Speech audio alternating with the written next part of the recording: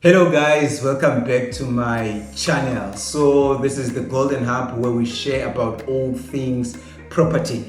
If you're watching our video for the first time, please consider liking and subscribing. If you're a returning subscriber, all good for you. Thank you guys, we appreciate your support, and please share the video to your friends. And I believe that this is the kind of content that is helping many people out there.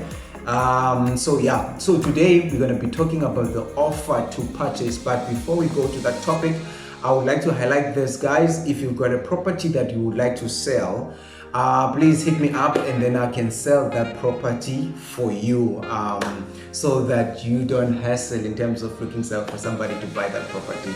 So okay, back to the business of the day. The offer of purchase. The offer of purchase is a contract that is legally binding between the seller and the buyer. It's a contract that is binding the two parties in terms of performing that transaction of moving the property from this person to the next person. So this is a contract that as a buyer you can only sign when you are sure about a certain property. You can't sign when you're not sure. I would advise you not to sign when you are not sure. And you can't sign and continue going to view other properties, because the minute you sign, you are bound to that contract, up until the seller says, okay, fine, I decline the offer, or the seller doesn't sign up until the contract elapses. So you are free to go and sign another one. So for example, if you're looking for a property and then you go and view property number 1 and you sign, you go and view property number 2 and you go and sign, you can't do that. You really can't do that. So for example, if you view property number 1 and you are not fulfilled and you're not satisfied, and then the sales agent is pressing you to sign, you are at liberty to say, I cannot sign right now, I need to go home and make a decision. If you're married, you can say, I need to go and speak to my partner about this, and then we will tell you of our informed decision. You can't just go and sign and then decide and say, guys, I was not sure and I made a mistake and all those things, because that contract is a serious contract. Like I've highlighted, that it's a legal binding document. So when you're signing that property, you need to make sure that you don't sign it a fly. One of the greatest sales agents, they will explain all the terms, they will explain all the conditions that are listed on the property. For example, if you are the seller and then you're selling that property, the sales agent will explain before you sign that, okay, fine, if you sign, if the buyer signs and then you also sign, and then later on, a week after, you come back and say you're pulling out, the sales agent can say, I've done my part, I've done my job, please pay me my commission, even though you're pulling out. So you need to be careful, when it comes to signing that contract. So as the buyer now, what we need to look for, the conditions of the property will be included in the property in terms of the fixtures and the repairs that were done in the property. And if the property has any damages, the seller must be public about them and say, okay, fine, I'm aware that the house has this kind of defect and I am selling it like that. Or the seller can say, the house has this defect, but I will fix it before you move in. So those are the things that needs to be highlighted and be declared on that contract. And then the other one, we need to make sure that as a buyer, you are careful, because sometimes there's a clause that they will include on the contract whereby they are saying that clause is a footnote. A footnote means that the house is being sold as it is. You can't say, okay, fine, I want this house, and then you sign the offer of purchase, and then 2 weeks down the line after signing and everything has gone through, you come back and say, I'm not happy about the toilet that is outside. I would want the seller to move that toilet and put it inside. You can't make such changes, especially if it's sold as a footstool, because it's sold as it is. No structural change will be made. It's just sold as it is. And then there's another clause they call a 72-hour clause. A 72-hour clause goes like this. If you sign as a buyer and then the sales agent brings the contract to me and then I also sign, and I can put that clause, which means 72-hour clause. That means that I'm giving you 72 hours to find financing.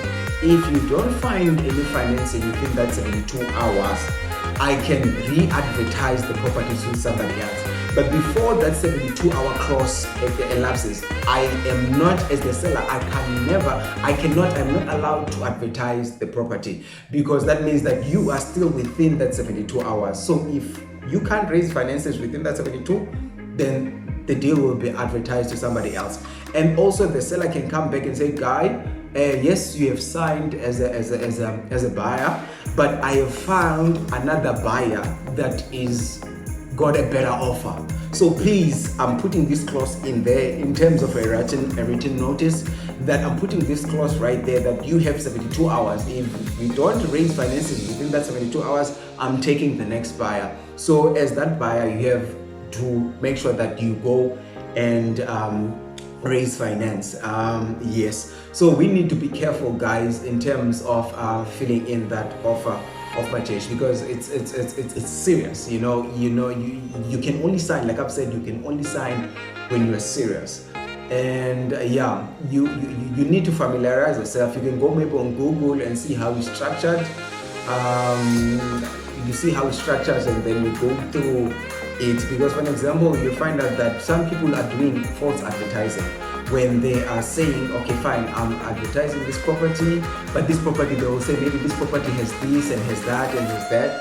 And then you obviously, if in a case whereby you cannot come and view the property, but they send you the offer of purchase before you come and view the property, because you trust the agent.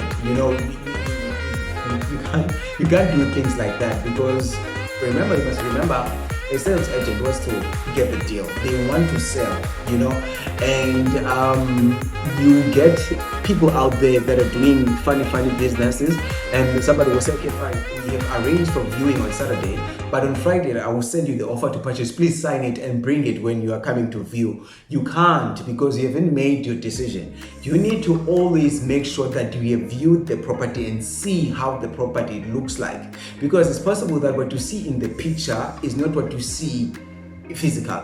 For example, you look at the other adverts and you look at the property online and you see, like, you're on the picture, it's very big, but when you go to the house itself, when you look at the house, you see that the pictures were not really showing the true reflection. Because as a sales agent, when I'm taking the picture, I'll always show the best sides of the house.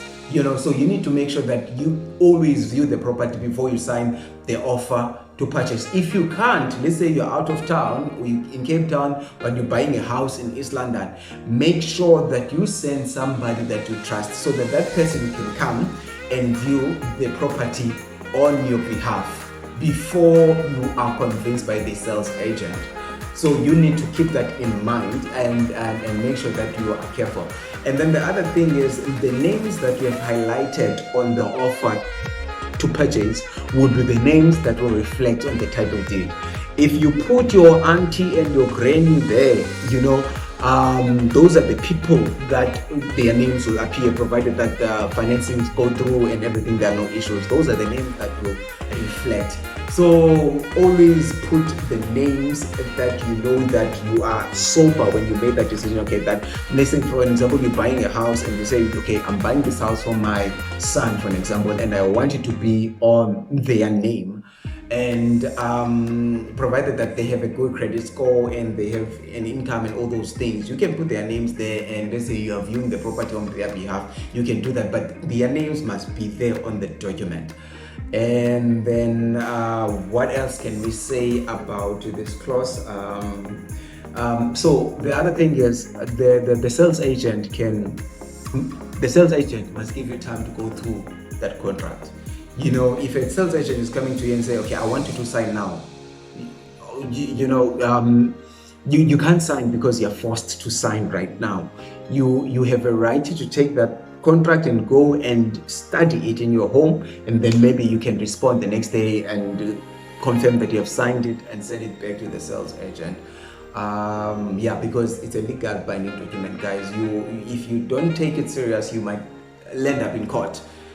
So you need to treat it as a serious matter, because it is a serious matter, and it must be there in order to initiate that transaction of selling a house or transferring a house from this person to the next person.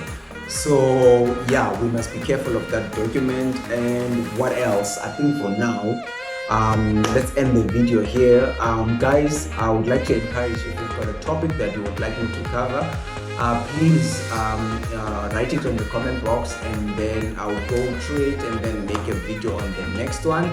Like I've said, share the video and subscribe.